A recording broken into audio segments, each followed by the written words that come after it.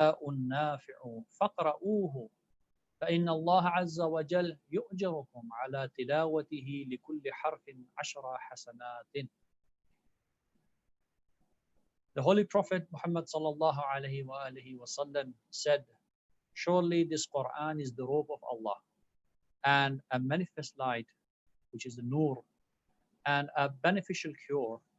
Therefore, busy yourselves with the recitation of it for Allah subhanahu wa ta'ala, the mighty and glorious. The Allah grants the reward for the 10 good deeds to you for every letter which is recited. According to this hadith, which has been narrated by the Prophet sallallahu alaihi wasallam, it is said that whoever recites a verse for every letter, not a word even, for every letter, لِكُلِّ حَرْفٍ عَشَرَ حَسَنَاتٍ, there are tens of good deeds which are written for a person. Imam Ali والسلام, says that I am surprised, I'm amazed of a person whose one bad deed is more than his 10 good deeds.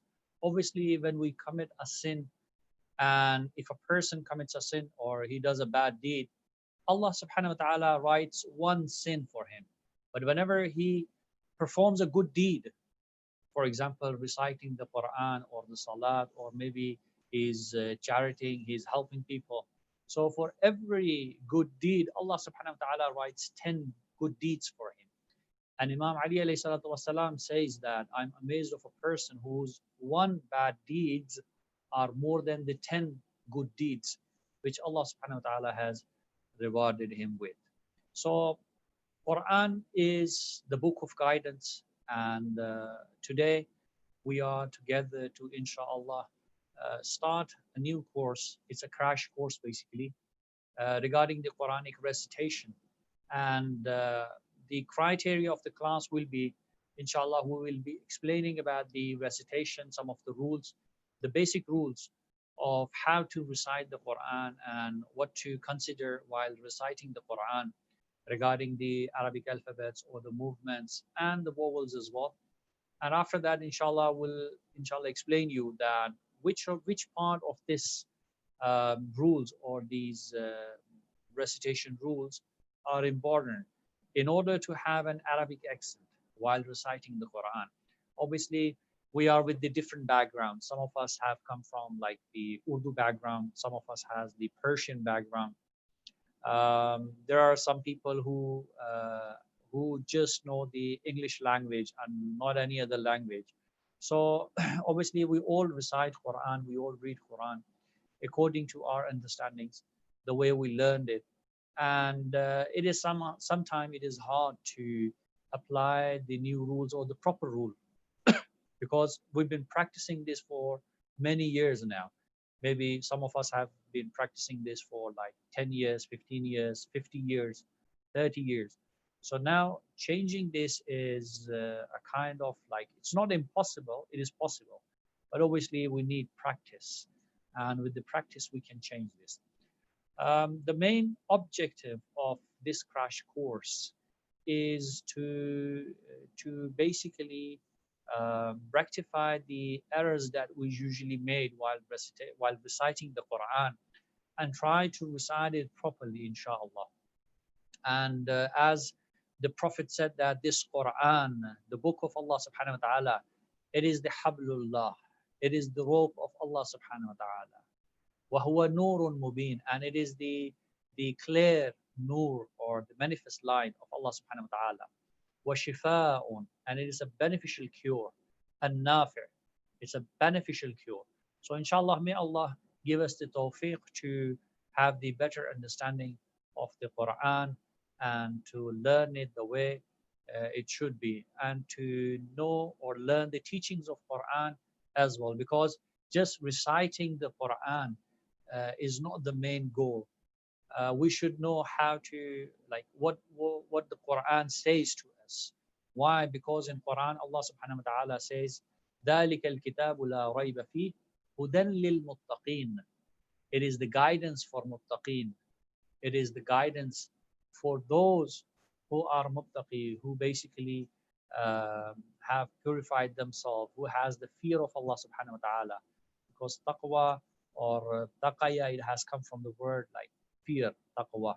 So who has the fear of Allah subhanahu wa ta'ala and who wants to purify himself in this path, this book is a guidance for them and not for the others. So inshallah, starting from the very first discussion that today we have regarding the recitation of the Quran. Obviously, every language has its own importance. And we know that in the Quran, Allah subhanahu wa ta'ala, in chapter Yusuf, in chapter Yusuf, Allah subhanahu wa ta'ala says, Inna anzalnahu Qur'anan Arabiyan la'allakum ta'qilun. Inna, indeed send, we descended or send it down, or indeed he sent it, anzalnahu, we send this Quran Arabiyan, in a set of language that does not have any error, a complete set of language. لَعَلَّكُمْ تَعْقِلُونَ, maybe you ponder, inshallah. تَعْقِلُونَ, maybe you understand why we have sent it as an Arabic language. So in the other verses of Quran, Allah refers to that we have sent this Quran lisanan Arabiyan, in the Arabic language. So when he's talking about the lisan and Arabian, he's saying like this language, the set of language which is without any error, a perfect set of language, that is Arabian, that is the Arabic language. And we have like some people asking us like, can we, for example, read our daily prayers in any other language or not? Is it necessary to, for example, pray like 5-time prayers in any other language like Urdu, Persian, English, or French, or any other language other than the Arabic? Because if we are reading the translation, so we are saying the same thing. The answer is obviously you're not allowed to do this. Why?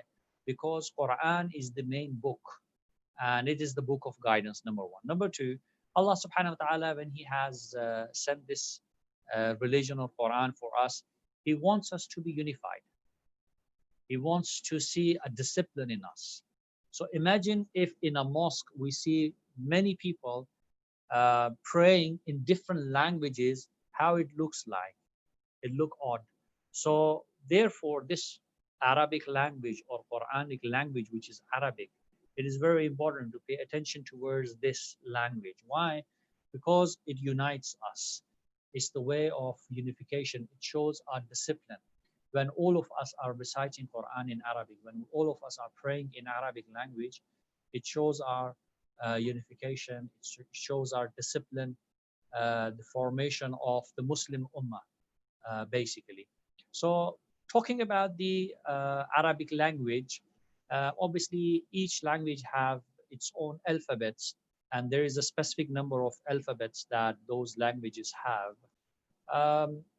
Regarding the Arabic language, we should say like there are 28 Arabic alphabets, and these 28 Arabic alphabets, uh, they are the Arabic alphabets, 28, inshallah.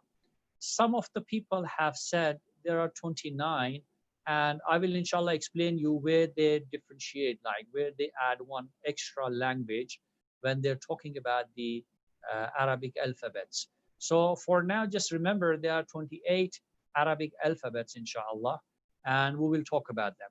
Now, amongst these 28 alphabets, if we separate these 8 alphabets, it is said that only 8 letters are heavy, which are known as the huruf isti'la, means heavy letters. Obviously, isti'la is an Arabic term which we use for these letters, and those letters are obviously sad, dha, ta, dha, ghain, qaf, kha, and ra. Inshallah, when we reach to these letters, we explain. For now, just remember that amongst the 28 Arabic alphabets, we have 8 letters that are heavy, and the rest of the letters are light. So basically, this 20, if I take out this 8 out of this, the remaining will be 20. So these are the light letters.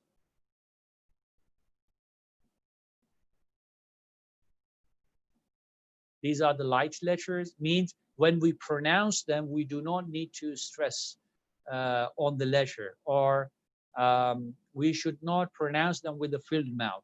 So those 20 letters, which are the light letters, they are normally pronounced lightly. But for these 8 letters that we have here, obviously we need to pronounce these letters heavily, as it is said. So those 8 letters, for now, those who are familiar with the letters, who are familiar with the letters, if they want to just write it down, so they can make a note of these letters, that we have these 8 letters. If I want to put the numbers on them, like this is 1, 2, 3, 4, 5, 6, 7, 8. So all these letters are the heavy letters. So we have 8 heavy letters here. The rest of them are the light letters, inshallah. So those who already know the Arabic alphabets, they can make a note of these 8 letters. Now, moving on to the letters itself, like what are the Arabic alphabets basically? And talking about the Arabic alphabets, obviously we said we have 28 Arabic alphabets. Those alphabets are, these are the alphabets basically. So we have the very first alphabet, which is Hamza, or it is called Alif as well. So I just write down here for you. It is called Hamza. Its name is Hamza or Alif. This is letter Ba, Ta, Tha, Jim, Ha, Kha, Dal, Dal, Ra, Za, Sin, Shin, Sad, Dad, Wa, Ba, Ain, Ghain, Ta, Qaf, Kaf, Lam, Mim, Noon, Ha, Waw, and Ya. So obviously, those who knows the letter, obviously it's a kind of repetition for them. But remember that this shape that we have here, for those who don't know about the Arabic alphabets, remember this shape is named as Alif. The name of this shape is, so we're talking about the, if I just write down the name here, so name of this shape. Obviously, when we call each other, for example, if you have a friend named Ali, when you see him, you call his name. His name is Ali. He might look like a 30 years old young man or something like that. So he has a specific shape, face, 2 hands, legs, and all those. So by looking at his face, you recognize him. You differentiate between him and others. Similarly, in the alphabets, we should be able to differentiate between the letters. The main problem which we see today, while people when they recite Quran, they sometimes cannot differentiate between 2 letters. For example, if you see these shapes, in this shape we have a dot below this. In this shape there are 2 dots on the top. In this shape there are 3 dots on the top. They all look same, like their initial is this. But the main difference is a dot below. Again, the same shape, 2 dots on the top. Again, the same shape, 3 dots on the top. So these things should make a difference, okay? And we should differentiate between these shapes. So the first shape named Alif, the second shape named as Ba, all right? The third shape is named as Ta. So these are the name of these alphabets. So if I want to take the names of these alphabets, this is Alif, Ba, Ta. It is not Te, it is Ta. Ta, Ta, all right? Jim, this is the next letter, which is Jim. Ha, Ha, from the throat. The name of this shape is Ha. Ha, Ha. So the sound is changed.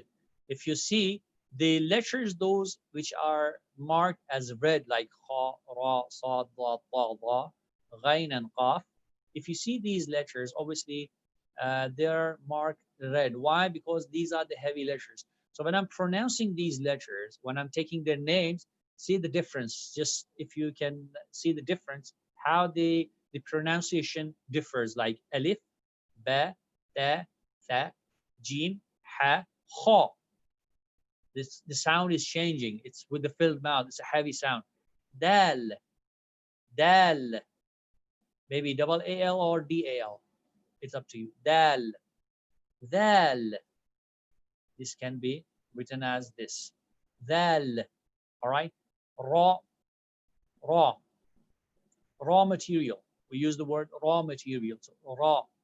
This is again heavy letter. Za, za. Seen, seen. All right. As we saw, like we use see, saw, seen. So seen. Sheen, she, sheen. Saw, saw. If I want to just make a difference between this seen and this saw, is like obviously with the W, but it has a heavier sound. Saw, saw, seen, saw. So just pay attention towards the pronunciation. Again, we have a red letter. Seen, saw, wa, wa. It should not have the pronunciation of D, da. All right, we say Ramadan, which is wrong. It is somehow between the DH and ZH. All right, it should be pronounced between these two pronunciations. Wa, saw, da. All right, it should not be completely pronounced as D, da. Like Ramadan is wrong. Ramadan, something between D and Z. All right, but with the heavy sound. The next letter we have is ta, ta. It's not da, but it's ta. Wa, again, sorry, Z-A-W, wa, ain. Apostrophe is usually used in Arabic, obviously, when we use when we want to write an Arabic name into English, we use an apostrophe for that. So it is ain. All right, ain from the throat, ain, ain, ghain. Sorry. So we have ghain. All right, ain, ghain, fa, fa. Qaf, again, it's a heavy letter. Qaf, Q-A-W-F. Qaf, Kaf, K-A, or maybe if I want to prolong it, like Kaf, Lam, Mim. Then we have Noon, Ha. This was Ha. We have two letters here. Ha with a deeper, you can say like deeply in the throat, like you pronounce Ha. And this is Ha, like we laugh, like ha ha ha. So this is Ha. Ha, ha. Rahim, هذا. All right. So these are the different pronunciation. Wow is not wav. Usually people pronounce it as wav. They either join their lips or they join their like upper teeth to the lower lips. This is like wow, wow. How you say wow when you're surprised, you say wow. So this is wow. You should not join your lips while pronouncing this wow. All right. So wow and yeah. So these are the basic pronunciation of these alphabets. Now remember that no one can teach you how to pronounce these alphabets by writing their pronunciation. No one can teach you. It is not possible to remember how to pronounce a word, a letter, the perfect pronunciation of a letter by writing the, you can say the pronunciation. Remember that in order to learn the pronunciation of a letter, you must listen. The people who talks, or the original people, the natives, how they speak, how they pronounce these letters. So the main idea to learn the pronunciation of a letter is to hear or listen to the natives, how they talk.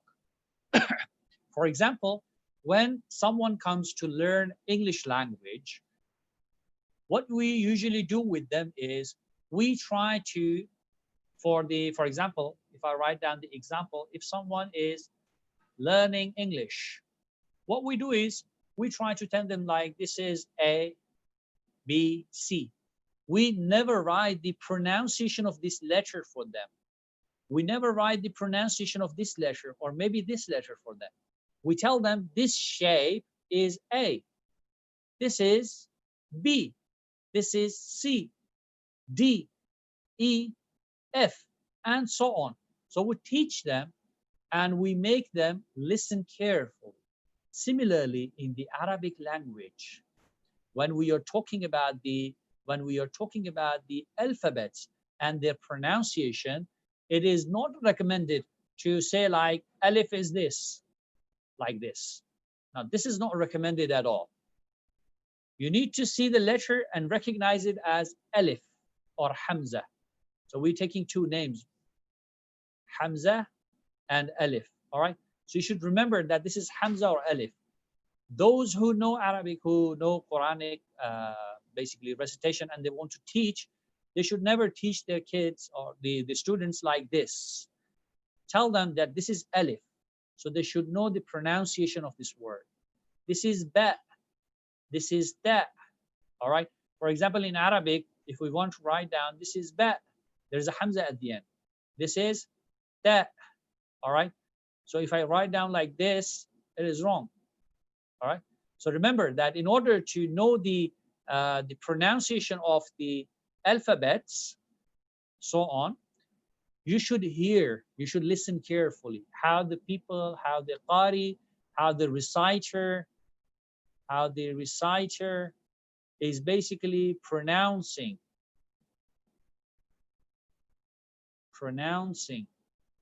the alphabet, pronouncing that letter. How is he pronouncing the word?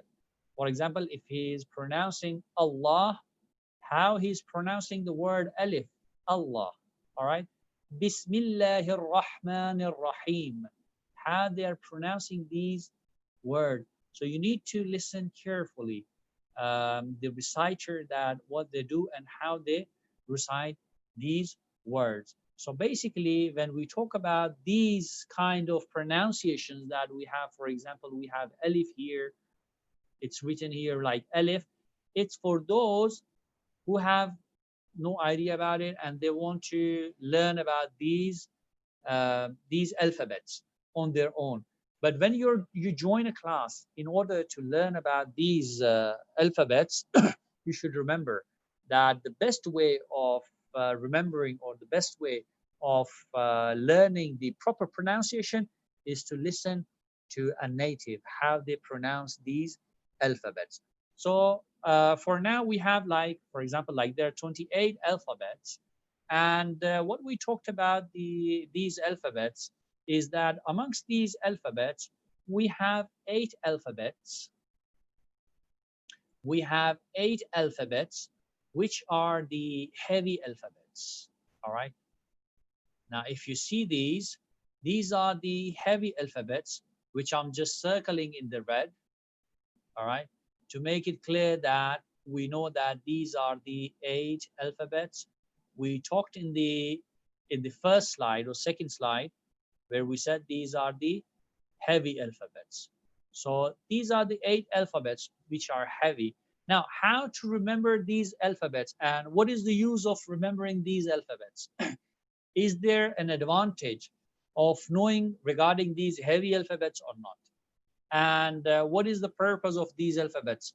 Does it make a difference? Does it make basically a difference while in the recitation, in order to recite in Arabic or not? So remember that the very first thing which you guys need to remember in this case is to remember that these alphabets are these are the alphabets basically which make difference in the Arabic accent. the Arabs, when they reach to these alphabets, they pronounce them heavily whenever they are in a specific state. And as it is clear from the pronunciation of the names, they look heavy. For example, if I pronounce all these alphabets again from Alif till Ya, so just pay attention to words, these alphabets, when I reach to them, how I pronounce them. For example, like Alif, Ba, Ta, Tha, or Ta. Jim, Ha, Kha, Dal, Dal, Ra, Za, Sin, Shin, Sad, Dad, Ta, Dha, Ain, Ghain, Ta, Qaf, Kaf, Lam, Mim, Noon, Ha, Waw, Ya. So when I reach to like Kha, Ra, Sad, Wad, Ba, Ba, Ghain, Qaf. So the pronunciation, the way I pronounced it, it was in a heavy way.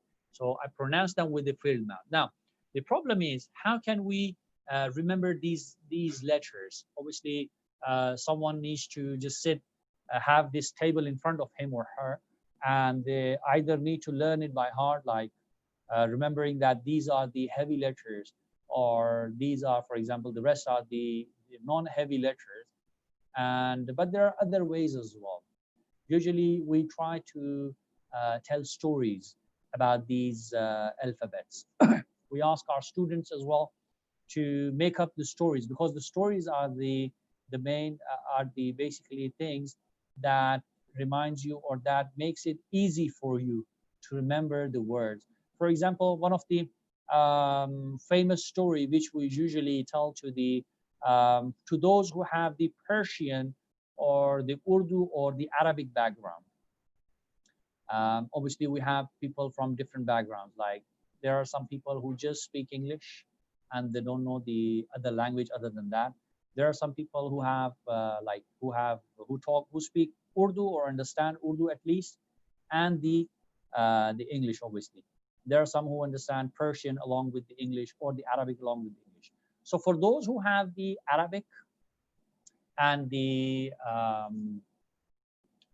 Arabic, the Persian, and the Urdu background. So if I write down here Arabic, Persian, and Urdu. So there are three languages basically. Those who have this kind of background, for them, in order to remember this story, like when we talk to the kids, when we tell the kids or the students, we tell them a story.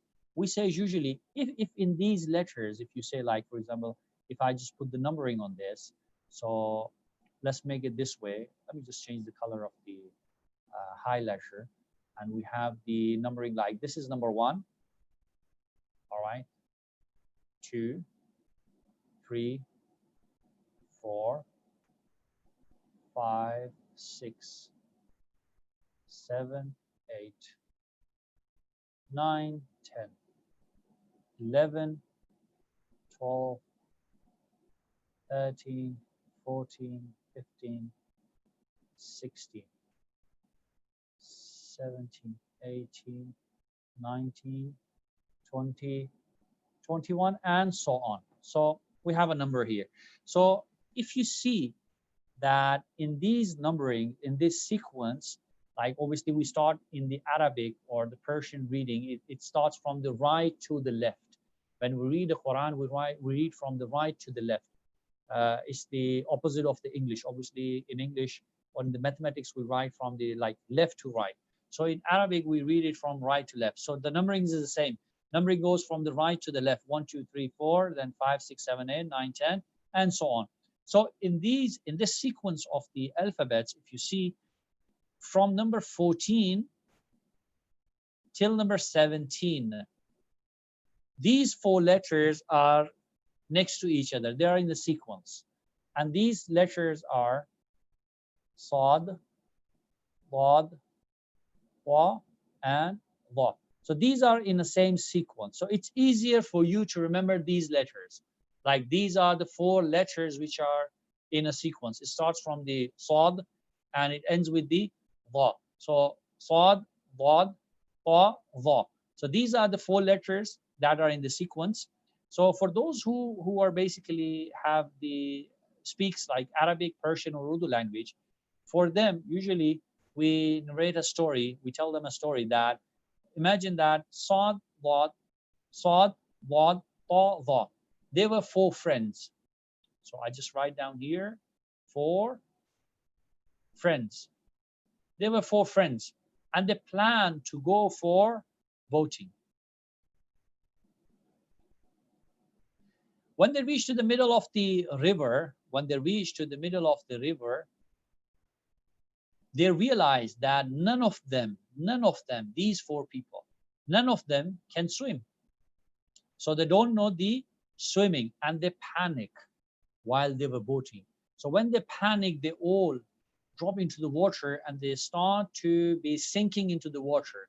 In the Arabic, Urdu, and Persian, we have the word, sorry, غرق, غين, ra, qaf, غرق.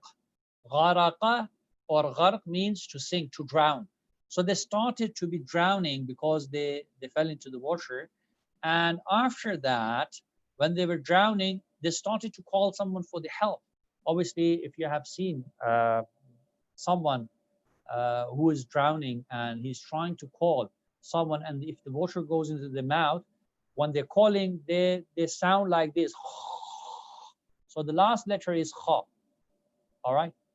So somehow the sound of kha comes out of their mouth while they're trying to call someone for the help. Inshallah, the help was there.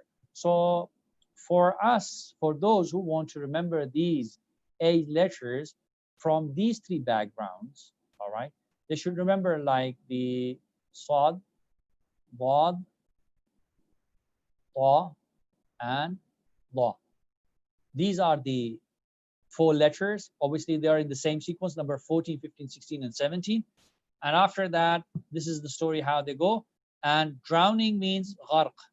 In the Arabic, Persian, and Urdu, we use the word gharq for the drowning. And when they're about to call someone, obviously the water was in their mouth and they couldn't call, they couldn't speak properly. They were saying, they were having like this kind of sound.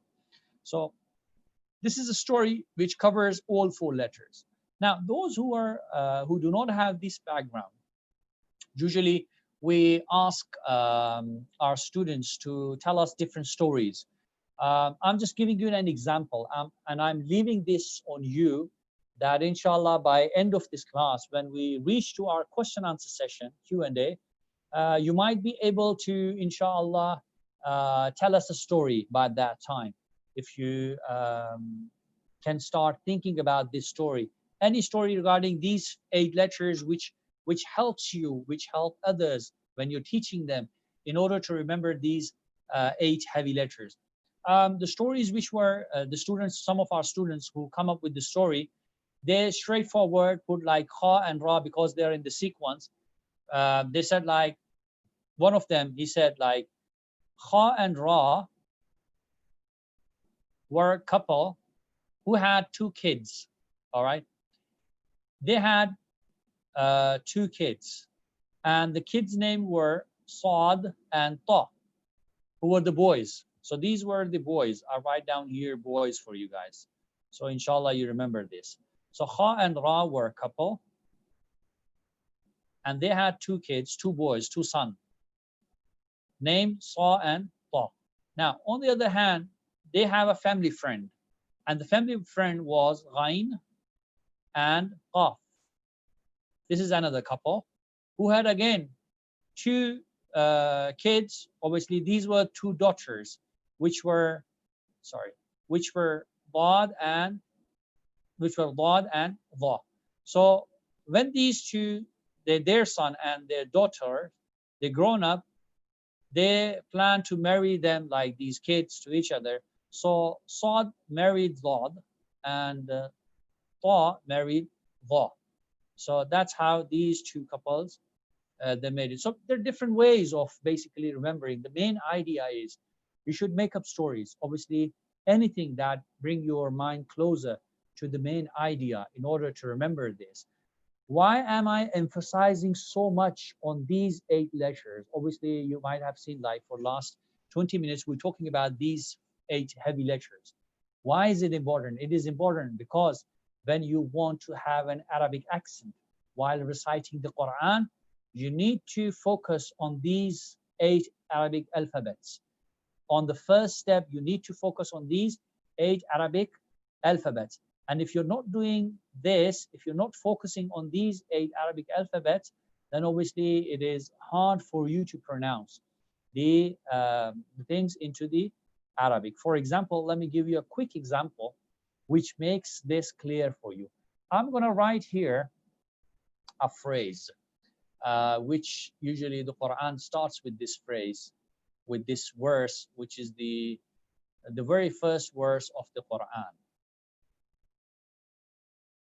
Those who know what is this, inshallah, they can recite along while I'm writing this. Bismillah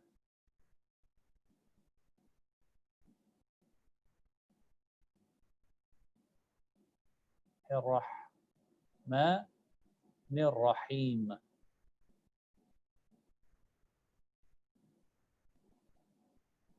All right. Ar-Rahim, me, inshallah. Now, I'm going to highlight the heavy letters in this recitation. For example, we have the letter Ra. So if I made like this, here again we have a letter Ra. There is an exception for this Lam. All right, it's too light. So there is an exception for this Lam. I'm not going to talk about this Lam. Inshallah, I'll explain. It doesn't matter. I'll explain you now about this letter Lam of the word Allah, what we do. But inshallah, remember that we have letter Ra here, which is heavy. Letter Ra here, which is heavy. Apart from that, we don't have any other letter which is heavy. So now I'm giving you an example that we have seen people reciting this verse, the verse Bismillahir Rahmanir Rahim. We've seen people reciting it, this verse. They recited Bismillahir Rahmanir Rahim. Bismillahir Rahmanir Rahim. Ma, this meme is not the heavy letter. This meme is not heavy letter. But we've seen people saying Bismillahir Rahmanir Rahim. All right. Now what they're doing is they're making all the letters heavy. They're pronouncing all the letters heavily. They're pronouncing all the letters heavily, which is wrong. All right. The only letter which you need to focus and pronounce it as A is the letter Ra. All right, because this is a heavy letter. Bismillahir Rahmanir Rahim. Ar-Rahmanir Rahim. Ar-Rahmanir Rahim. Ar-Rahman. I'm not saying Ma. All right. So pay attention that this is Ar-Rahmanir Rahim. All right. Bismillahir Rahmanir Rahim. Now, some people, when they say Bismillah, they make this lam heavy here. They say Bismillahir Rahmanir Rahim. This is wrong as well. This lam should not be made heavy. It's not a heavy letter. When you say Bismillah, Bismillah should be pronounced lightly. Or obviously, when I'm pronouncing the things lightly, I'm going smoothly, like Bismillah, Bismillah, Bismillah, Bismillahir Rahmanir Rahim, Bismillahir Rahmanir Rahim, Bismillahir Rahmanir Rahim. Now, some of you might ask a question that in some places we've seen that the word Allah, let me just change the color of the highlighter. All right, they might say that the word Allah, we've seen the Qari or the reciters pronouncing this Lam of Allah heavily, like I say Allah. All right, remember there is a rule in tajweed basically, and we usually don't discuss this at this level. But obviously, because we're talking about the lightness and heaviness of the letters, remember, if before this word, if before this you have a fatha or a dhamma, Inshallah, in the future lessons, we talk about the fatha and dhamma in detail. If you have any of these two signs before this, like the letter before the word Allah have the dhamma or fatha, it has been read heavily. So here I write down heavy pronunciation. All right. Allah. Allah, alif is having a fatha. All right. But if it has a kasra, like Bismillah, here we have a kasra. All right. If it has this, then it should be pronounced lightly. All right. Bismillahirrahmanirrahim. So basically, in the Quran, whenever we see different verses in the Quran, we need to pay attention what we are doing, because these verses have a main impact on our recitation. The very first thing which makes a person recite, like which brings a change in your recitation, and a person can identify whether you are reciting in an Arabic accent or not, is the heavy letters.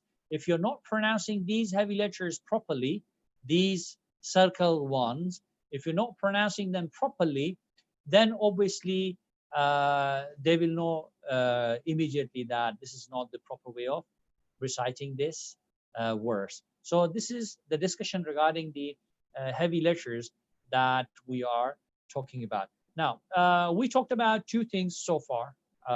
Number one, the names of the alphabets. All right, this is the alif, this is ba, this is ta. So we talked about the names of the alphabets, that this alphabet's name is ha. The name of this alphabet is ra. All right. The name of this alphabet is sad. I don't know if you can see my cursor. So the name of this alphabet is sad. All right. The name of this alphabet, for example, is Ain.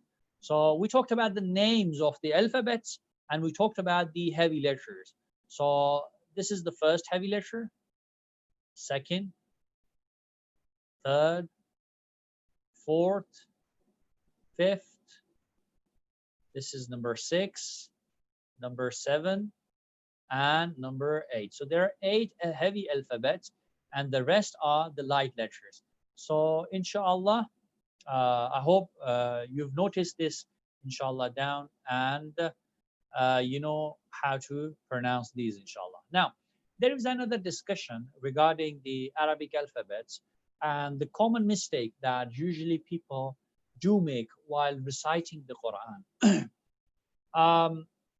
We said there are 28 Arabic alphabets, and some of the people, they said like there are 29. When they say 29, they are basically separating two things, Hamza and Alif. All right. So they're saying this is Hamza and this is Alif. So that's how they differentiate. Like from 28, they make 29. Remember that in the Arabic, amongst the Arabic alphabets, Hamza, this is Hamza. And the Arabic name of this, the Arabic name of this letter is, the Arabic name is Hamza al Qat'. Qat' means definite. Definite. All right. So the definite Hamza. It is definitely a Hamza. All right. So in the amongst the Arabic alphabet, this Hamza, which is also called Alif, uh, it is a type of a letter that sometimes, let's write down here, sometimes it needs a chair.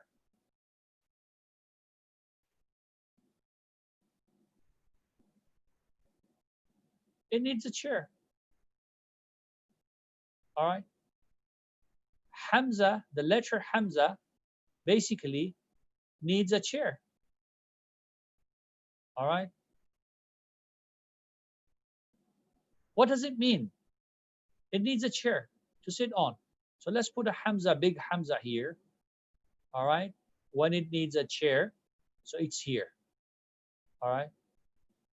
Now, when we say Hamza needs a chair, it means that if you see a waw, and on top of that, if you see a hamza, remember that this waw is a chair. If you see a ya having a hamza on top of it, remember that this ya is a chair. If you see an alif with the hamza on top of it, this letter, this thing below it, it's a chair. So what you need to do is you need to pronounce a in all the conditions. This is a, this is a, this is a. So the pronunciation is always a for this. Excuse me. So these are the chairs. Now, this thing, this hamza, which is the actual alif or hamzatul qat, this can either go on top of these chairs or below them. Like you might have seen like this, all right, or like this, all right. You might have seen it as this or as this, maybe like this. Like this is a small yeah, all right, or even on top of this, like this, all right.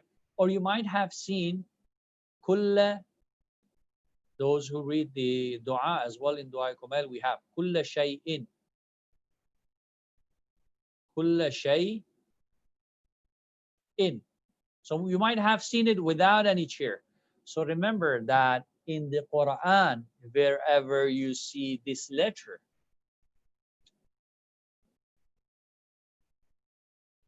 wherever you see this letter in the Quran, wherever you see this letter with anything else, with another letter, all right? Remember, you need to always pronounce this. Why? Because it has three types of chairs. Number one, this. Number two, this.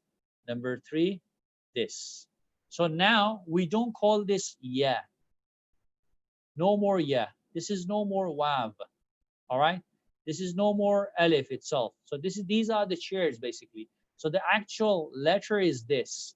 So in the Quranic recitation, when you come across anything where you see this sign, I'm again highlighting this sign. Whenever you see this sign in the Quran, inshallah, now onwards, you should know that this is Hamza and you need to pronounce this.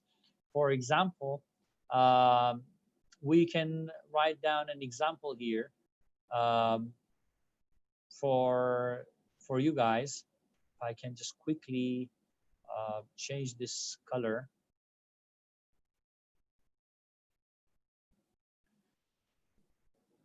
All right, we have a word.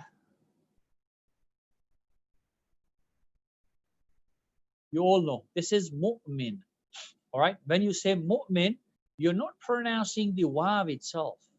Mu'min. All right, or we don't say movement. All right, we say mu'min. We're pronouncing the sound of alif here. Mu'min. All right. So remember that whenever you see the hamza on top of any letter, like there are three letters basically. There can be alif as a chair, like this sign as a chair for the hamza, or it can be a waw, wow, and it can be yeah. All right. So remember, if you see this sign or this sign or this sign, all these three signs are the chair when they have a hamza either on top of them or below them. All right. So just remember this thing, inshallah. So amongst the Arabic alphabets, like we had here as well.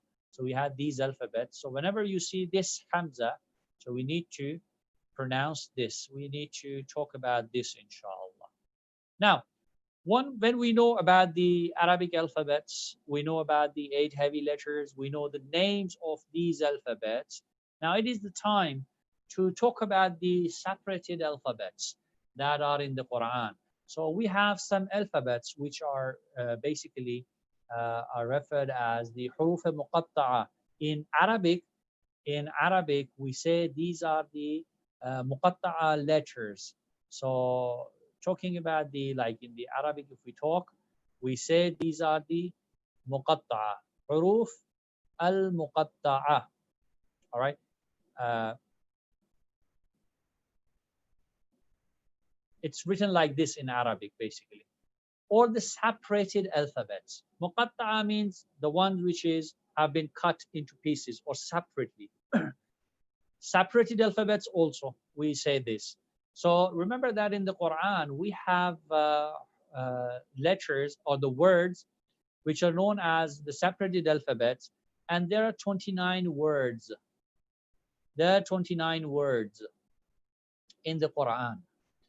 And that have come in the beginning of obviously the chapters or the surahs. So you will find these only in the beginning of the surahs, in the beginning of the chapters. There are in total 29. Some of them have been repeated in other surahs as well. For example, this first thing here has been repeated for 3 to 4 times. This one was repeated for example, 3 to 4 times. So if we ignore the repetition, the way they've been repeated in 2 or 3 surahs or chapters, in total we have 19 words with the repetition. For example, this very first one is repeated, for example, for 3 times. So when you count it as 3, and for example, this one as 4, all right, then we reach to a number which is 29. So basically, in the beginning of 29 chapters or the surahs of the Quran, we have these words which are here, and they are called the separated alphabets or muqatta.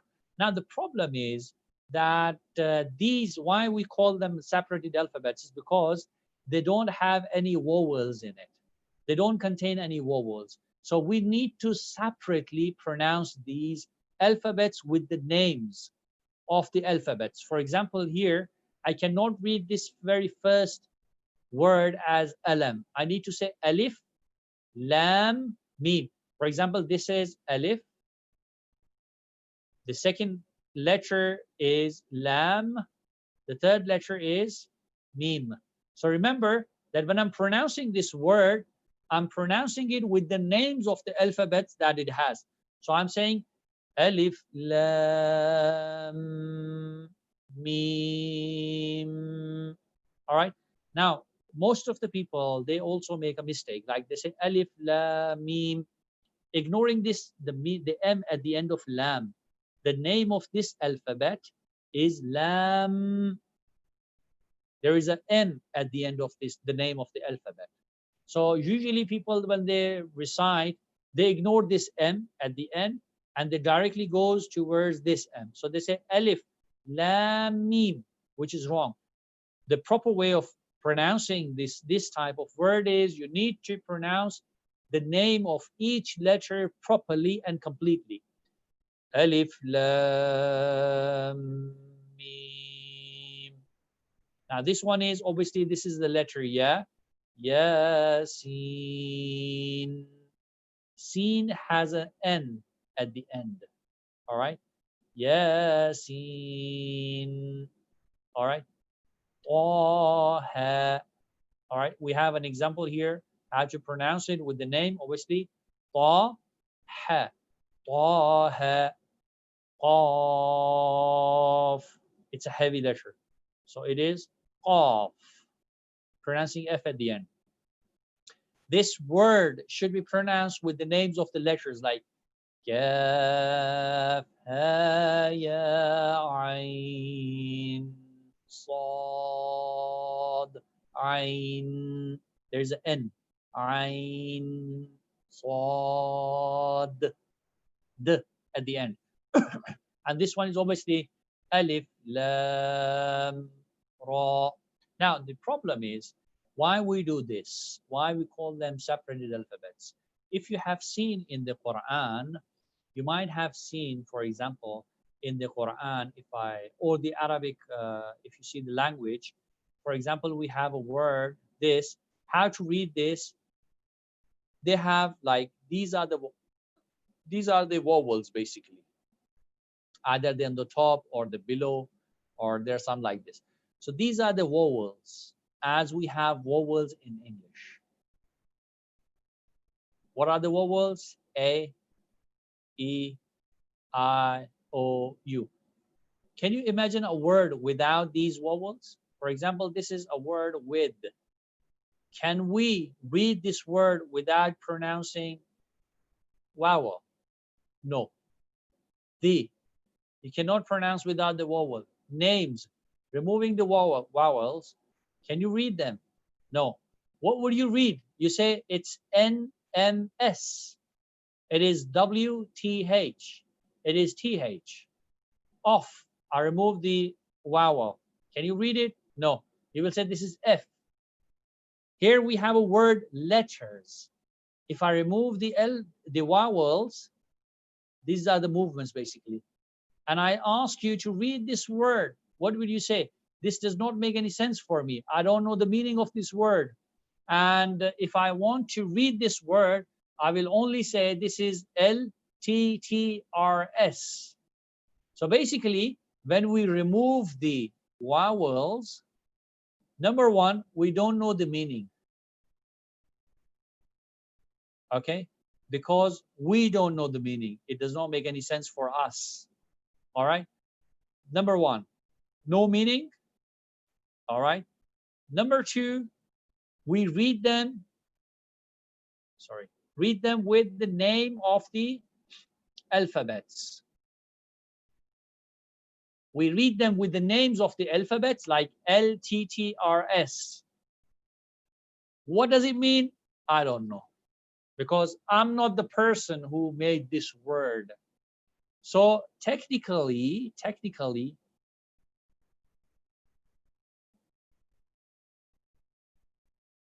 the abbreviations, whenever we have an abbreviation, for example, MC, what does MC means? I don't know. When you search, you find out that this MC means Muslim Congress, for example. All right? Just excuse my writing. So it means Muslim Congress. Who made this name? Who made this abbreviation? Without the vowels.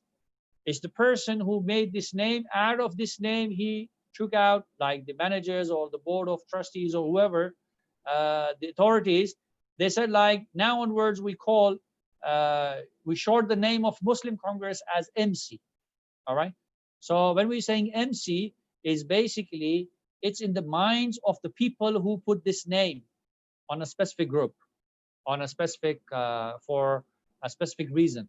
So when they said like Muslim Congress can be MC, so it's in their mind. Similarly, Allah subhanahu wa ta'ala, He has revealed this Quran, He has sent this Quran on the Prophet. So He's the person whose wordings are written in the Quran. The Quran is the wordings of Allah subhanahu wa ta'ala. As far as the wordings had the vowels, like the way this word has vowels in it, we understand what does it mean.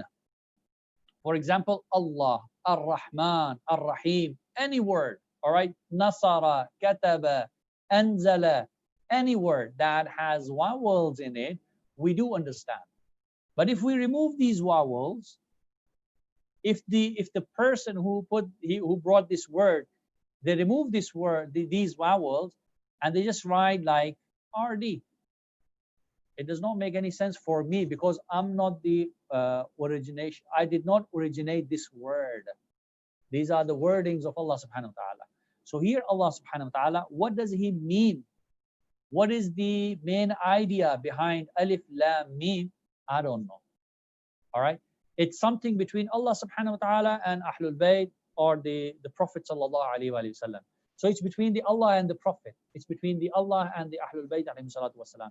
It's between the Allah and His last authority on the earth, which is Imam Mahdi alayhi salatu wasalam. So he will inshallah tell us what does it mean. For us, we only know that when it does not have any vowels, these were the vowels. These were the vowels, the Arabic vowels. When these are not there, I will read them with the name of the alphabets as I used to do in the English language, the way I'm doing here. All right. So I will read it as Alif, Lam, Mim.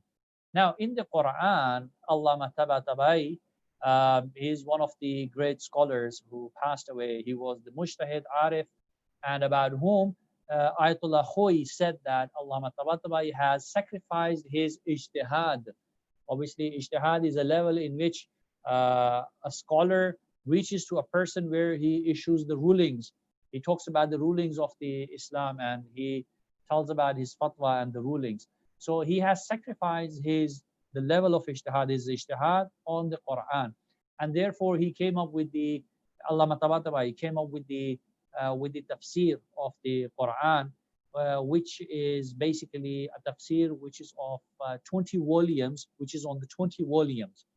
And in his tafsir, when he's talking about when he's explaining about these verses, for example, I brought some of the examples. We have like Surah Al-Baqarah.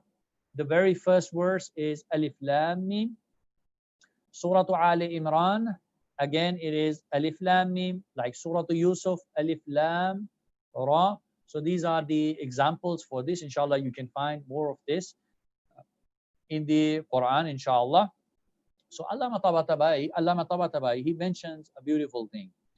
He says that if you see Quran and if you see the verses wherever we have these separated alphabets, in the Quran, wherever we have these separated alphabets, look at the next two verses.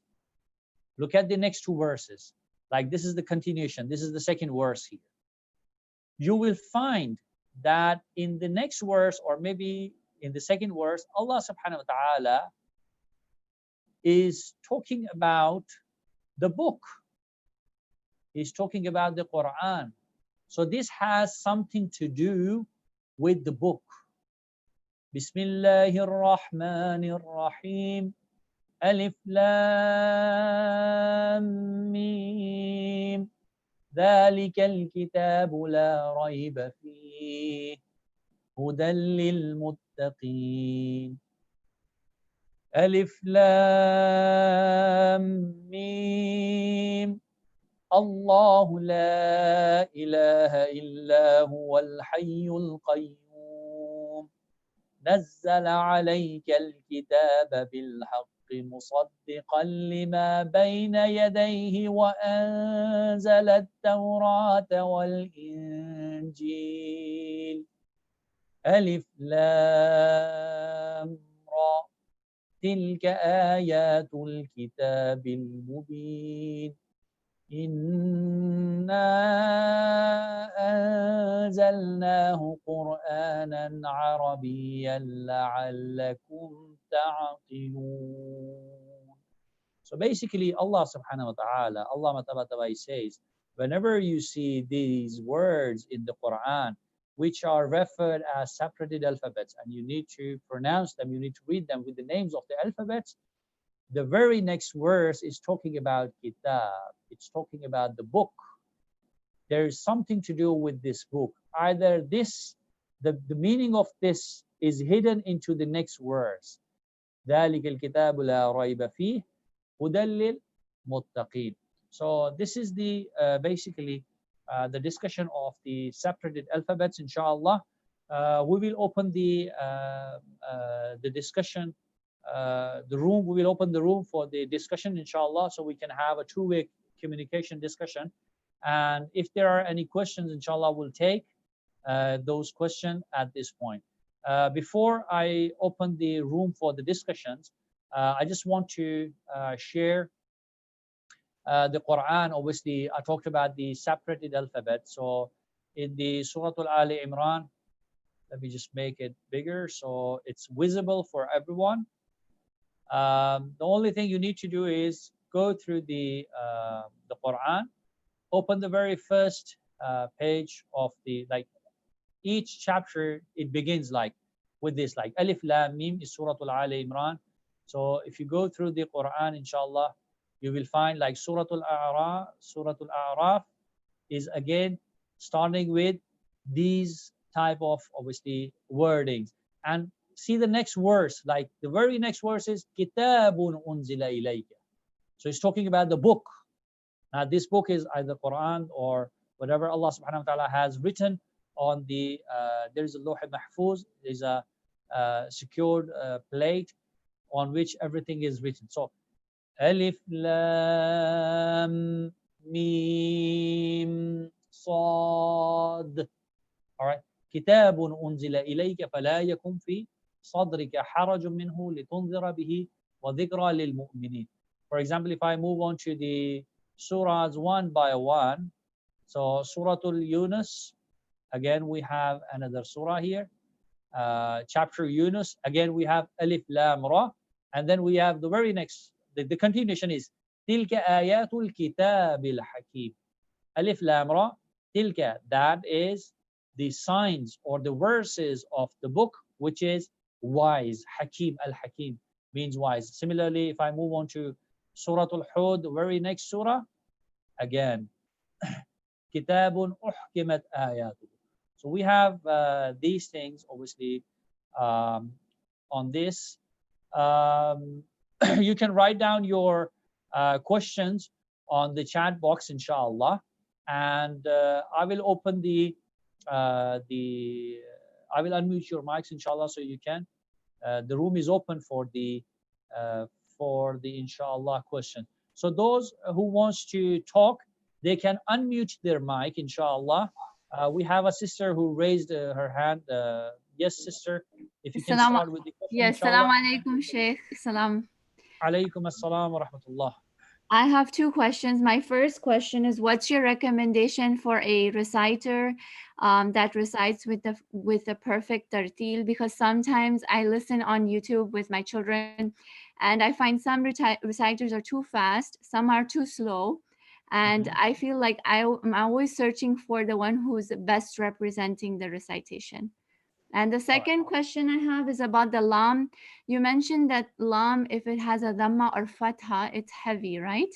So is that true of all the lams or only in the word Allah? It's only regarding the word Allah. The Okay. lam itself is a light letter, all right? Like here we have, if I just read this verse here, this part of verse, uh, innani, here we have innani lekum. We don't say lakum. Mil ladun. I don't say mil ladun. Fussilat. All right. But for the word Allah, it's only regarding the word Allah.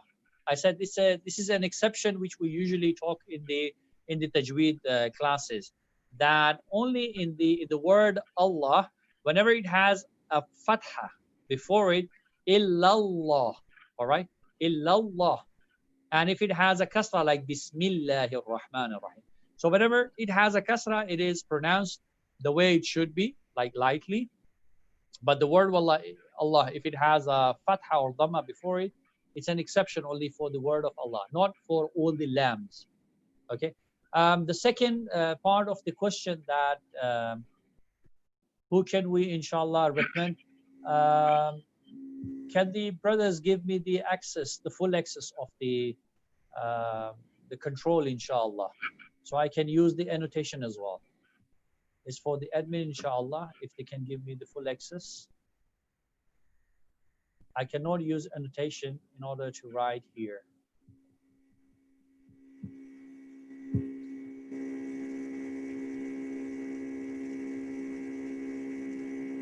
All right, let me move on to the, sorry, let me just move on to the,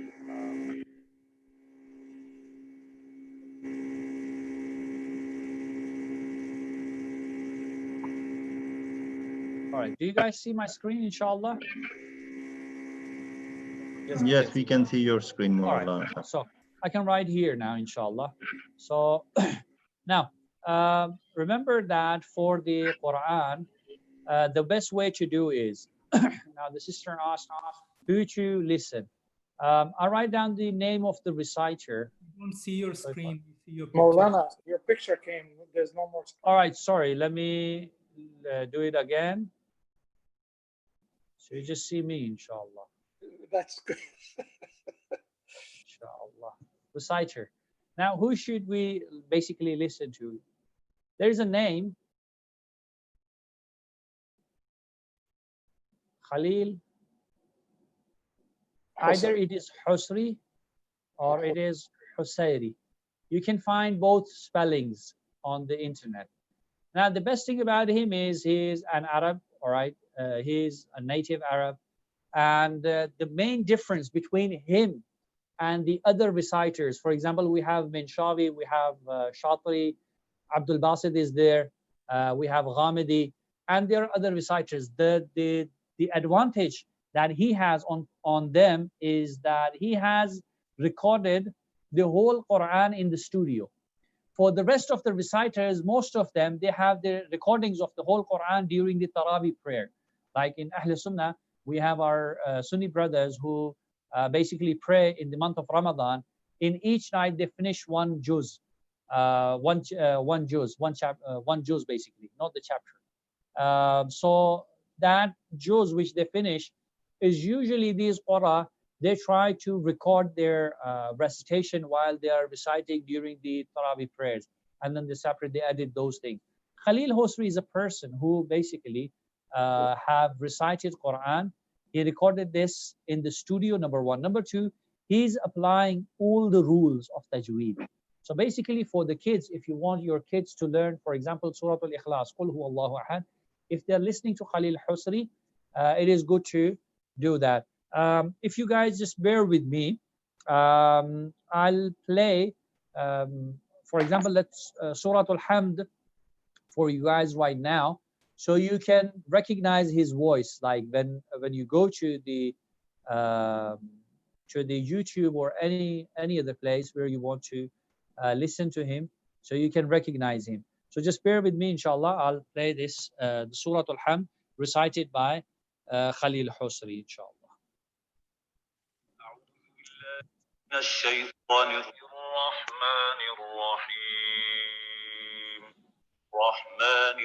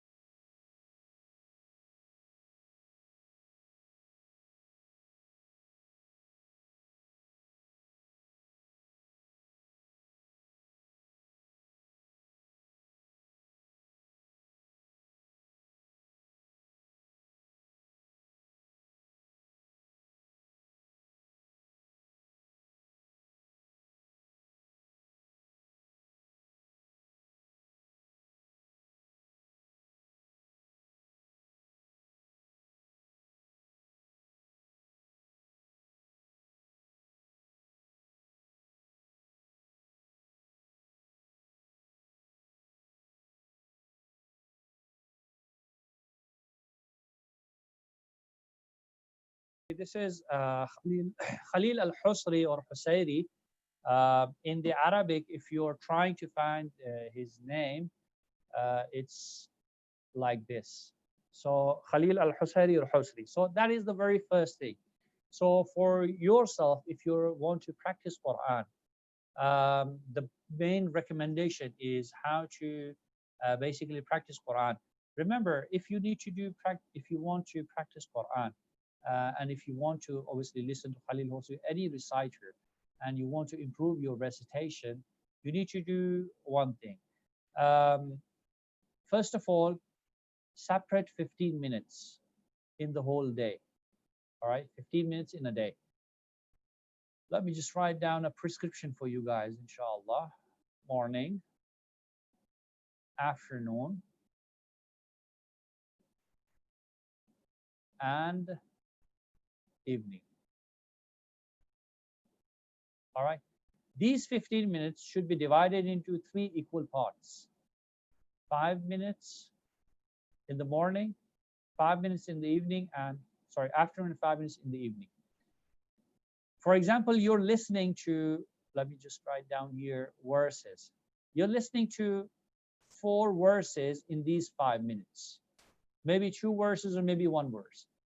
The same verses should be listened in afternoon for 5 minutes, and the same verses you listen for 1 time, and after that you try to recite along with Khalil Hosri. if someone is practicing Quran this way, that, for example, we have Surah Al-Hamd, first four verses of Surah Al-Hamd. In the morning, you, for the 5 minutes, you listen to Khalil Husri or any Qari you like. It depends on you. Like some people, they say, like, we want to listen to Minshawi. So any Qari that you're listening, practice for 5 minutes these 4 verses, maybe 2 verses or 3 verses. It depends on you. So listen to this for 5 minutes, and at the end, try to recite along with him.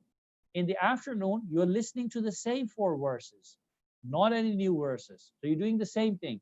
The thing which you did in the morning, you do in the afternoon. But here, you will be practicing, you will be reciting along with the person.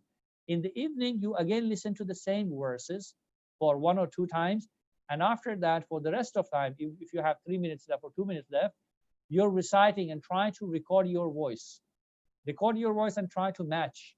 Are you copying him properly? Are you reciting like him or not? Those who want to improve their recitations, they must do this. They must practice Quran this way in order to basically improve their recitation. In order to improve their recitation, they must follow this idea. And the main idea is you're not practicing 15 minutes just in the morning or just in the evening or just in the afternoon. You're dividing your time for the Quran into 3 slots. And in those 3 slots, you have only one thing to do. For example, you might have seen, like, the kids when they go to the school, they have a classwork. And from the same classwork, teacher usually give them a homework. So the homework is basically to remind them whatever they've been doing in the morning.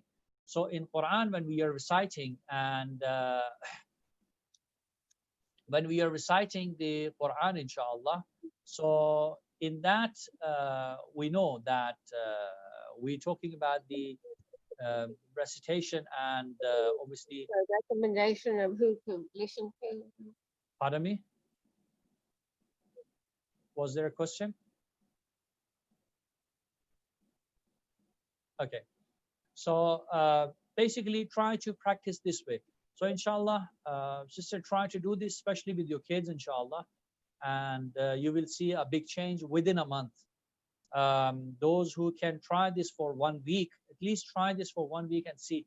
For those verses which you have practiced with Khalil Hosri or any other Qari or the reciter, you will see a big difference from your day 1 to the day after a week, inshallah. Do you recommend this, Maulana? Bismillah. Sorry, I can't hear you properly. I don't have your voice, clear voice. There is someone who's asking a question. I think they're just not on mute. Assalamu alaikum, Maulana. I have a Alaikum question. assalam wa rahmatullah.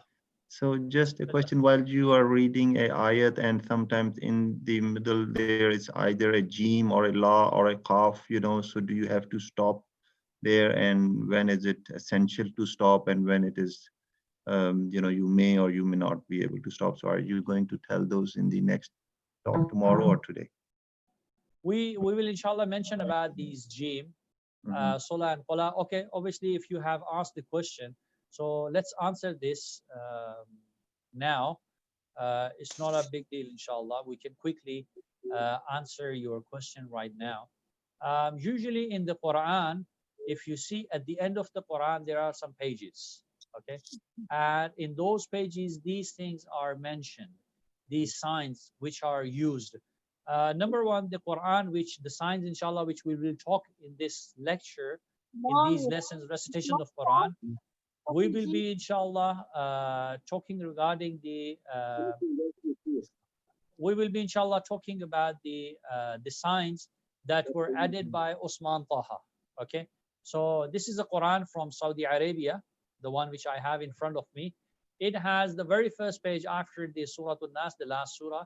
It says, Riwayatu Haz al-Mushaf. It is the certification of this Quran, that the narration, basically, what is the authenticity of this Quran. So this is about that, inshallah. We'll, inshallah, talk about this later. And right after that, if you move on to the pages, you will see the istilahat al-dhab. And there are different things which have come in the Quran.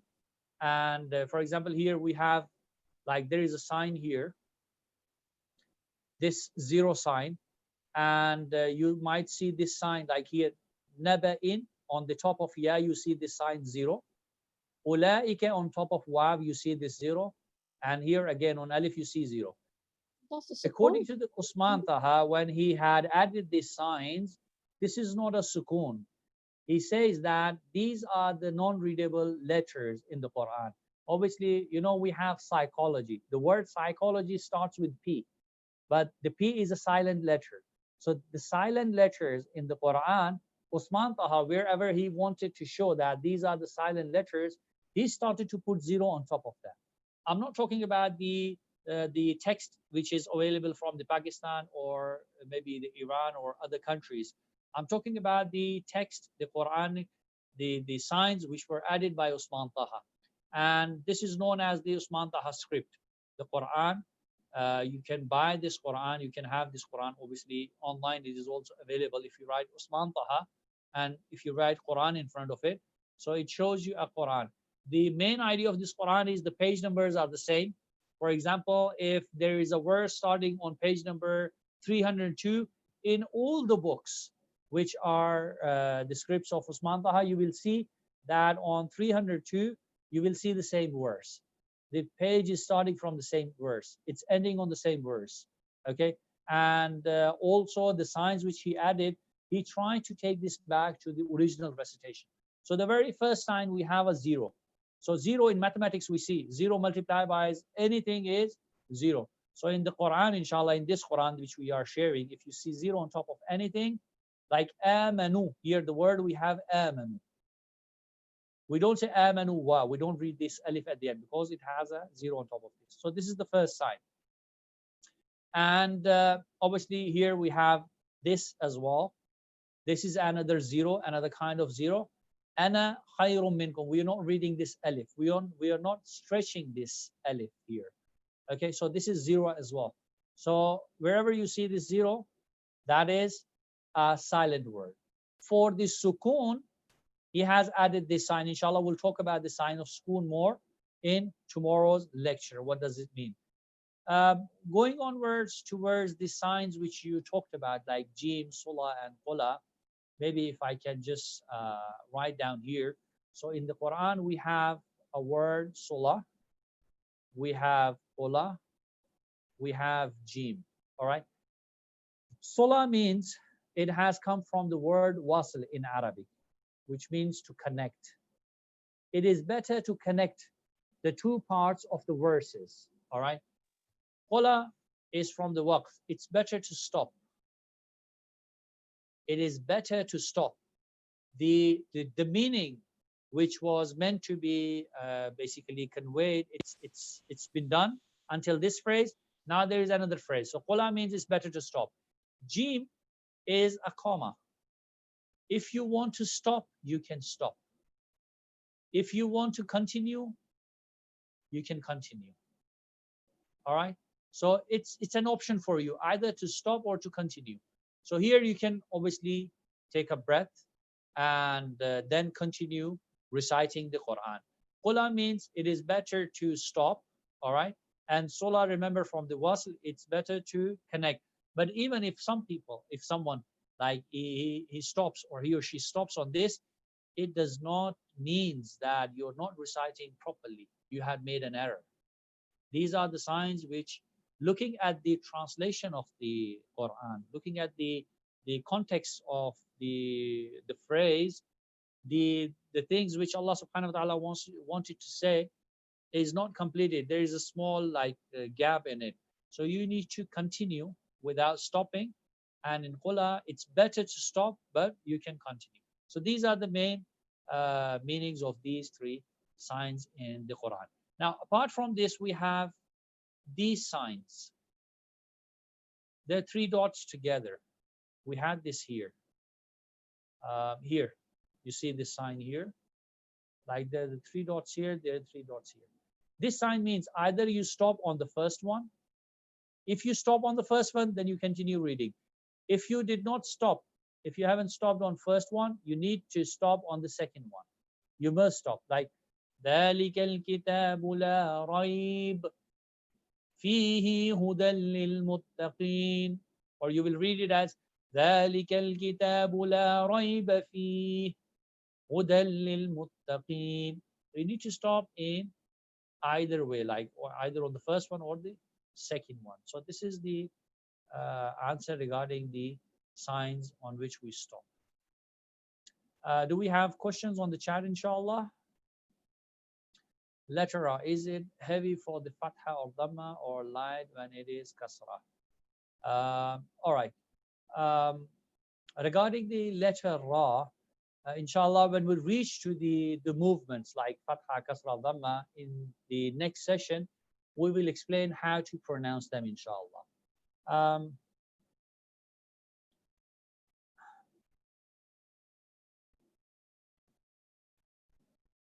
All right. Brother Qamar have raised a question. The pronunciation with the fatha is heavy. Are you talking about the word Allah or generally? I did not say generally. We were talking about the word Allah. Yes, how Is come this the question was basically just in general? no, in general, obviously, in general, the heavy letters will have the heavy sound whenever they have a fatha or dhamma. Okay. The heavy letters, there were 8 heavy letters, yes? These 8 Right. heavy letters. Whenever, remember, whenever they have like fatha or dhamma, are right here, fatha or dhamma,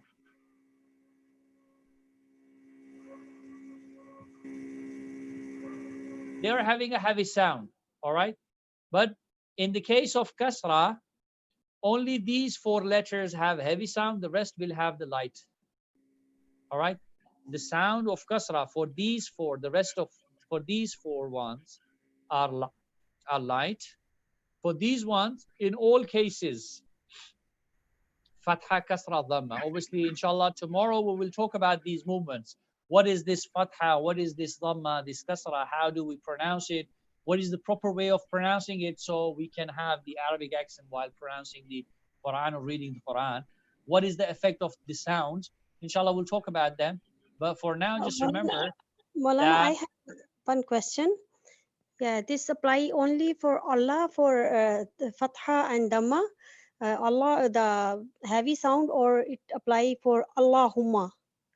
Is this apply on this Allahumma or because? okay, technically, if you open Allahumma, the word Allah, you're reading this. How do you read this word? The sister who asked the question. Can Yeah, you yeah. read this This word, is please? this is no. This is just like in any dua we ask Allahumma. That is basically Allah. All Okay. right. In front of Allah, there is a meme with the shadda. It's added in order to make it a supplication that you're asking from Allah. It's the Arabic, you can say, ruling. Allah humma. So this is basically the word Allah in the beginning, and then you have a meme with the shadda and fatha at the end of that. So you're adding the word meme with the shadda and fatha, and you're giving a dhamma to this. Allahumma. This is Allahumma, which is written like this.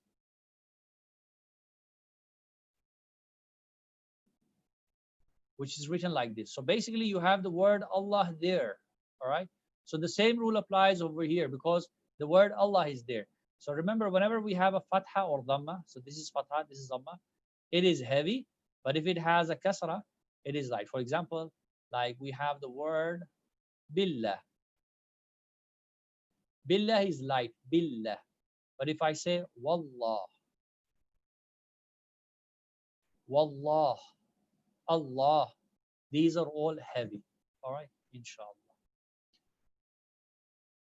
Okay. I'm just going through the chats, inshallah, so I don't miss a question, inshallah. Why is Ain not considered a heavy letter versus Ghain, which is considered heavy? It depends on the Arabs. We have nothing to do. All right. For example, if I ask you why you say this is A and this is not B, it's because the native, the people who speak that language, they identified, they said like this should be A, this should be B. The Arabs, when they pronounce these letters, these alphabets, they did not make rules from the very first day that this letter should be heavy and this letter should not be heavy. They say it like this. They were speaking, they were talking this way. And those who started to write the books on the literature, when they started to identify the alphabets and their sounds, they found out that the ain is not pronounced heavily. The Arabs, when they talk, they say aynay yashrabu. Okay, so ain is, or ali. We don't say ali because it's very awkward saying ali. It's very like you cannot like properly pronounce the word ain if you are taking the name of a person, but you say ali. Ain is a light, ali. Okay, غير, yes.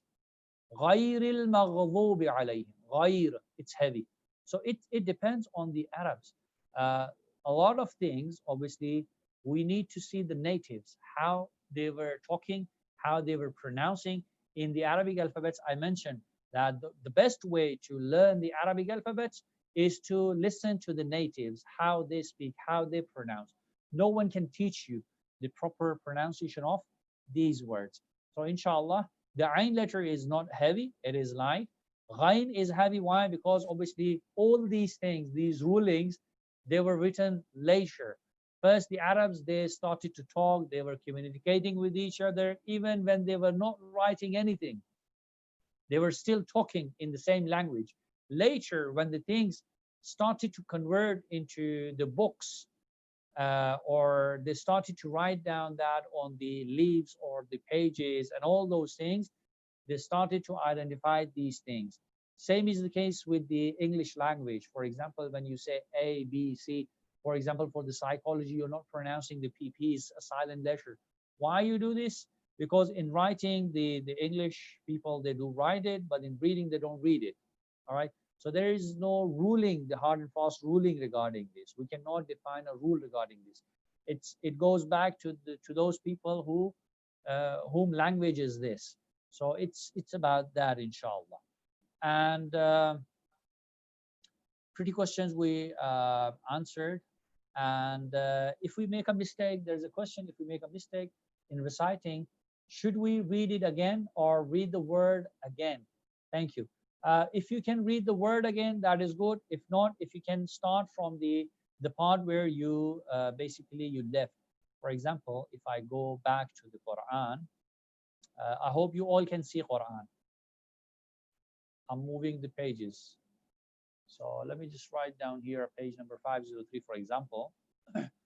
For example, if I made a mistake, I'm reading Man amila salihan falinafsihi wa man asaa fa'alayha.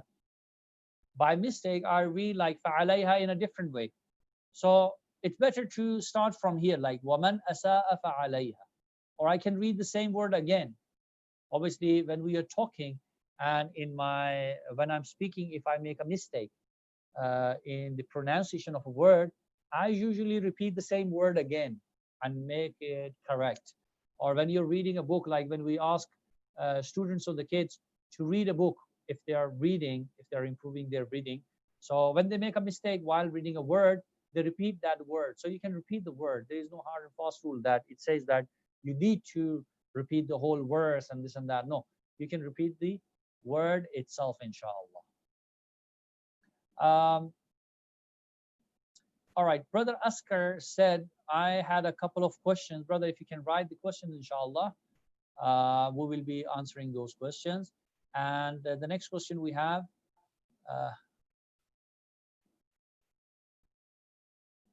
all right, Sister Tahira, can you say the word? Because I cannot identify the word from the way you wrote it. Sister Tahira, if you can. Yes. Assalamualaikum. Salam. You know, when we're reciting the whole sentence, kind of, and there is that waqf lazim, you have to stop. Waqf lazim. Yes, I don't know how, if right. Yeah. All right. The word is obviously you see Yes. if written on top of that. All right. Yeah. or they say waqf. This is waqf. Oh, so I Lazim. pronounced it, I wrote it wrong, right? Yes, that's why I didn't get your question. In the Okay, thank you. Arabic, it's written like this: Yeah, waqf, yeah. and then it is lazim. Waqf Yes. lazim means you must stop. Like, Yes, let me that's, just do the literal translation: must stop. yeah, So wherever it is written must stop, you should stop. yeah. So in Arabic, it's that kaf and fe you have, isn't it? Yes, it is. Yes, kaf and It is fe. like this. It is Yeah. like this in some Quran, like they just write like qaf, or they write lazim there. So it depends. You need to whichever Quran you use. Remember, in order to identify what should I do, whichever Quran you use, go to the end of the Quran and see Yeah, the compiler of this Quran. yeah. What did they write? Like these signs, what they mean. Okay. Okay. Can you show me one in this this ayah All or right. this, please? Thank you so much. I think we have a waqf.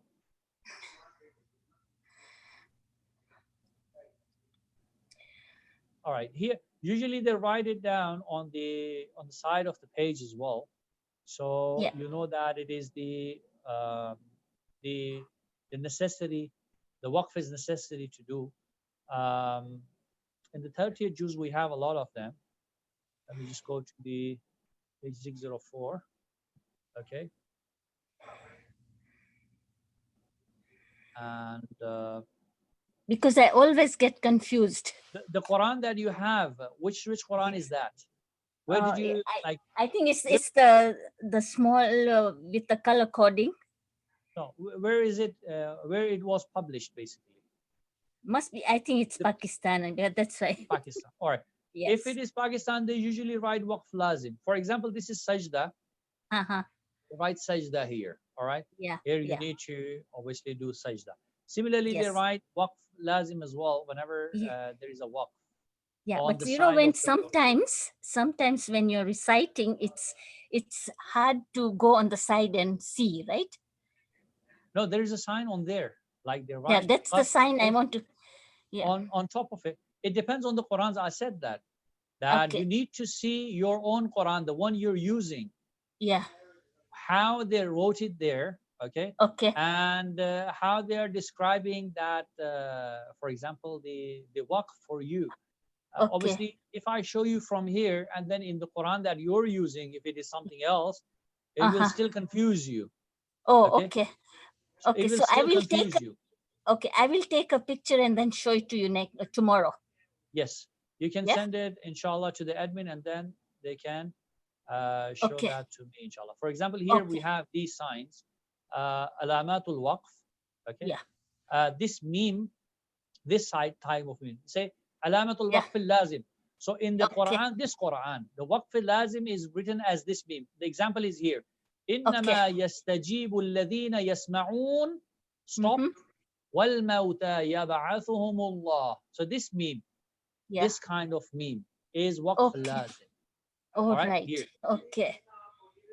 Jim is waqful jaiz. It is allowed to do waqf. It is allowed to stop. It's written like this. Sola, hola, and these two dots, obviously I explained it before. Yes. So here we have 1, 2, 3, 4, and 5 signs. So this is Yes. regarding this Quran. So what you need to do is, the best thing is go to the last page of the Quran and see when they say alamatul waqf, what they write about it, Okay. inshallah. Asante. And welcome. Then we have like, is there a difference between a Shia and Sunni Qari? And like meaning thereby, I didn't get your question. The Qari means the Sunni Shia, the way they recite it, or it's something else? Brother Askar, if you can unmute your mic, inshallah. It's your turn.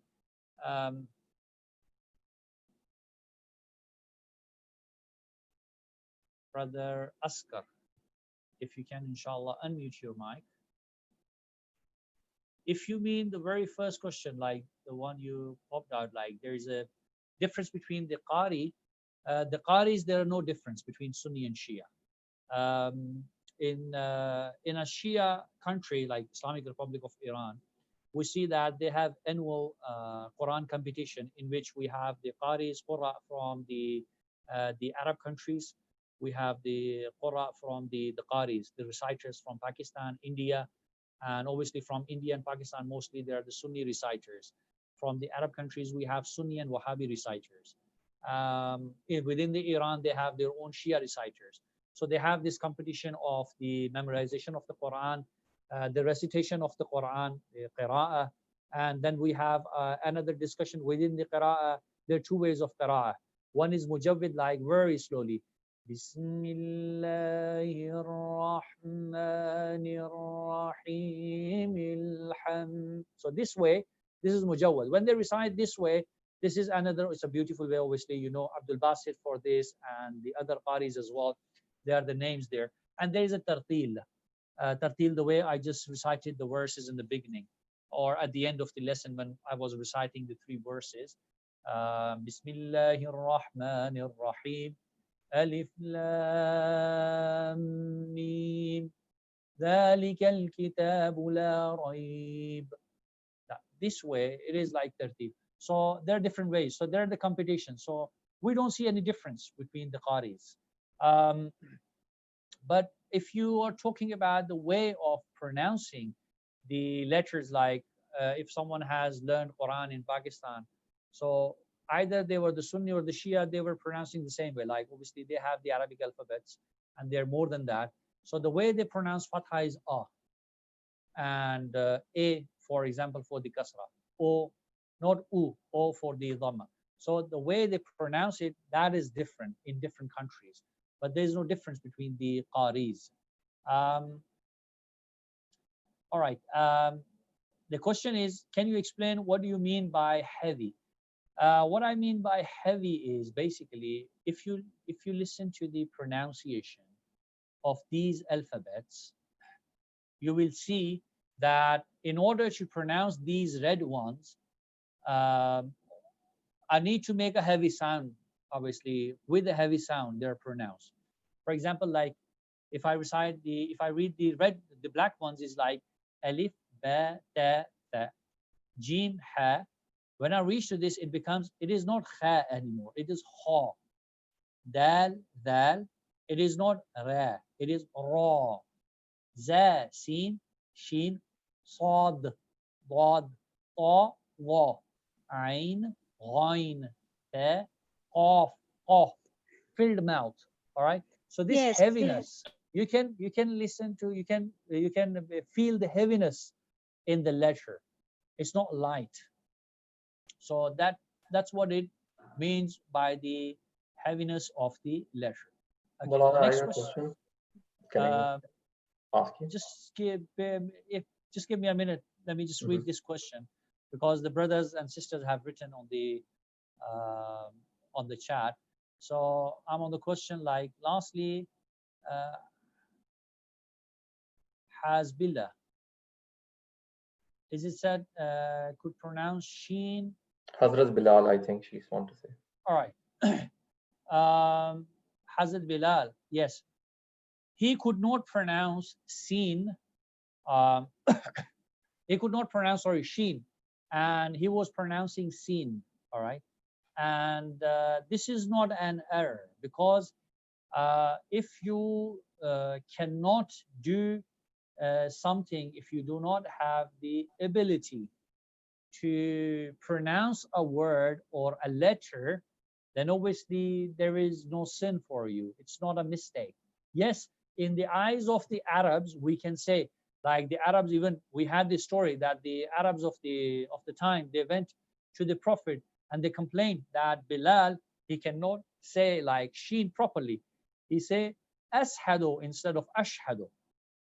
So we want someone else to do the call for the prayers, to do the adhan basically. And they waited for the whole night, and it is said like the night went long, and at the end when they were tired, they came to the Prophet, and the Prophet said, Allah wants Bilal to give the adhan, because Allah loves his pronouncing seen. Why? Because his intention is that he's purely doing this for Allah subhanahu wa ta'ala. Number one. Number two, there is something which is out of his, he himself is saying sheen. All right.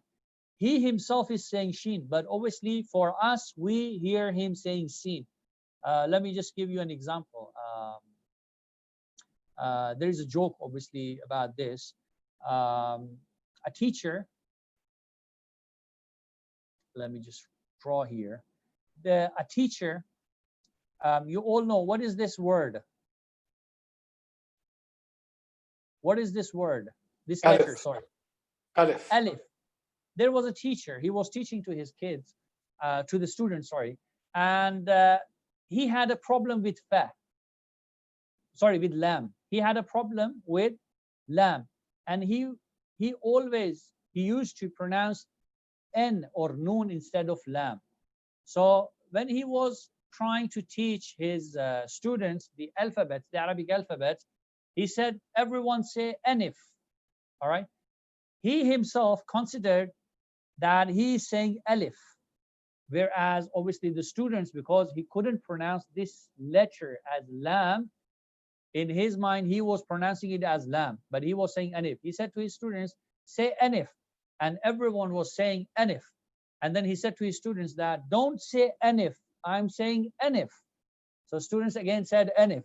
So this is the case. So sometimes obviously we know that some people have a general problem in the recitation, and that's why if you see the rulings regarding the prayers, that if a person is like walad, the sad dad, if someone cannot pronounce this letter properly, the letter that we have here, if cannot properly, and he pronounced it as like this val, for example. So the ulama has said, because he cannot do this, they don't have this type of letter in their language. It is hard for them to differentiate between this letter, for example, and this letter. So even if it is saying like wallah and try to make it a bit heavy, it is fine. The recitation is good. His recitation is accepted in the prayers.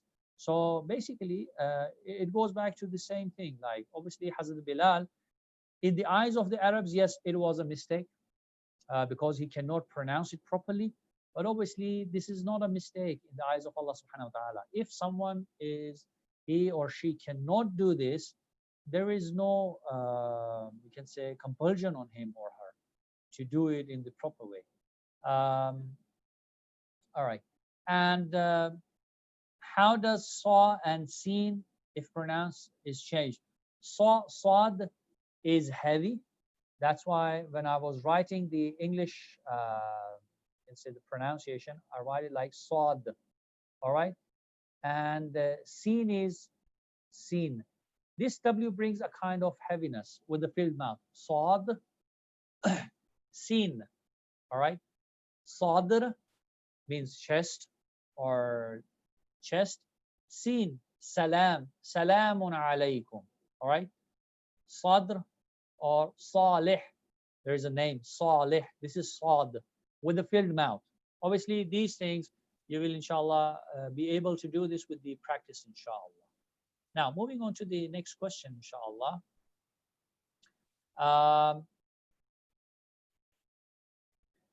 I don't think so. I don't know whether the recordings will be available or not. This is the admin part, inshallah. Admin can answer whether the recordings will be available or not. Brother K1, when you mean heavy, does it mean it is recited one louder, two longer, or both? It means you recited not louder. We don't mean like necessarily be recited longer or louder. The only thing is you need to make a heavy sound. Like you can say se, so, se, so. All right. Ze, like for this, if I say this letter here, this is, sorry, this is ze, this is za. For example, this is dal, dal. Now what we do is I touch my front of my tongue to the top teeth. Dal, dal. All right. This one is the heavy version of this. Val, dal, val. All right. So it's not necessarily being louder Yeah. It is the method that you pronounce it with a filled mouth, making a heavy sound. Like All right. the good thing is that full mouth, like Full we mouth. fill Yes. the mouth. Let me give Yeah, you. that will Let me be give you another example. Let me give you another example. All right. Brother K1, can you unmute your mic, please? Okay.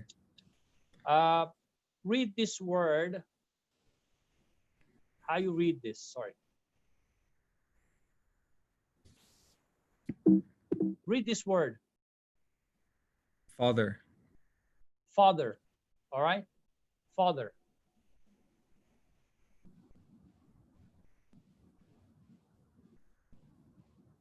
Now read this word. Accept. Except. What's the difference between this A and this A? The sound. Did you feel any change in the sound? Father. The A is heavier. A. This one is heavier. So the same thing you need to apply on these letters. When you're pronouncing them, there is a slight difference. Except is light. It is very light. All right. Whereas this has been pronounced heavily. Sorry. Hope it's clear, inshallah. Assalamu alaikum, Maulana. If you go back to the alphabet, please go back to the alphabet, if you don't mind. Yes. See, the letter Val, I think that's why some people confused when we write ZAL.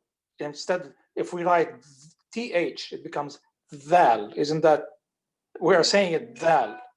I don't know. We pronounce this as TH. That's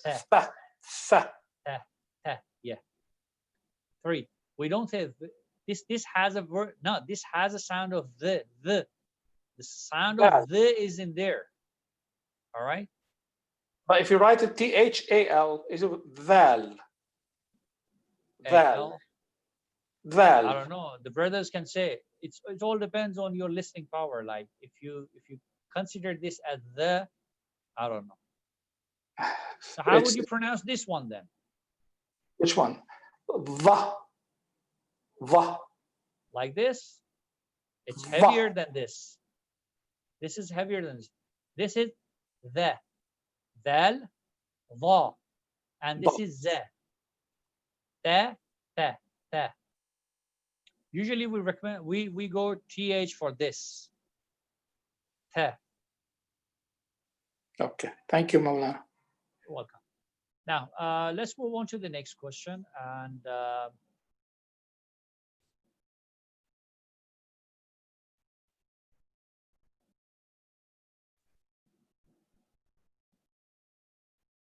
all right. Well, I think I am waiting for it. Raised hand. Yes. Okay. Yes. Now who we have? It's me, Brother Irfan. Irfan. Yes, Maulana. So Maulana, for heavy letter, raw is a heavy, but raw is heavy with the dhamma and fatha. With kasra, it's light. Or if it's in sakin, sukoon, then the letter before has dhamma or kasra, it's become raw, become heavy. Yeah, and that is the tajweed basically rules. There are 12 places. We have basically 12 places where it is heavy, and there are basically 6 places where it is light. Okay, and these 6 places is basically if it is a kasra, if it has a kasra before, and all those things which relates to kasra. And those things which are like heavy, they all relate to the fatha and dhamma basically. If it has a fatha before it, if it has a fatha after it, if it has a alif mad, waw mad, and all those things. So that is related to this, yes. But remember, I said, just remember that for these first 4 letters, they are heavy in all conditions, like fatha, kasra, dhamma. For these 4 letters, they are heavy in the fatha and dhamma, but they are light when they have a kasra. So the heaviness is only for fatha and dhamma. They are light when they have a kasra. All right. And like raw, same as. Yes, ra is the part of the last 4 letters. Okay. Obviously, when I'm saying like they are heavy only whenever they have a fatha and dhamma, and whenever they have a kasra, they are light. So the ra is part of these four letters. I'm talking about these four letters. Okay. All right. Who has the next? Brother Irfan, you finished, yes? Yes, Maulana. Thank you, Jazakallah. All right, welcome. Sister Layla, Bismillah. Assalamu alaikum, brother. Alaikum assalam. I have a question. Can you please explain the difference between letter Zad and Za? I don't know how to pronounce. I don't know what is the difference between them. All right, this letter and this one. Yes? Yes. All right. If you can like see this letter here, remember this letter here. In order to know the pronunciation of this letter, you must know the pronunciation of this one. Okay. All right. This letter is pronounced as Dal. Like I'm touching my front of my tongue to the top, lower to top teeth. It's like Dal. This is this one. All right. Right. Make it heavy. Wal. Try to pronounce this heavily. It will become this. All right. Yes. Wal. So this is that. So this is va. It's not val, basically. This is va. Dal, va. Okay. So we're done with this too. Now let's go to this letter. For everyone, there is a question how to pronounce it. I said to pronounce it between D and Z. All right. It's not completely D. It's not completely D. With the heaviness. Sad, sad, wad, wad, waladhalin. I'm not having the pronunciation of D. I'm not having the pronunciation of Z. I'm not saying waladhalin. I'm not saying waladhalin. Waladhal. Combination of these two. It is a combination of these two. All right. And the way to pronounce it, obviously, we get it from this sad. The place where you pronounce this sad, sad, wad, sad, wad. From the same place, applying the Z, a little bit of Z on this, you will get to the pronunciation of wad, inshallah. All right.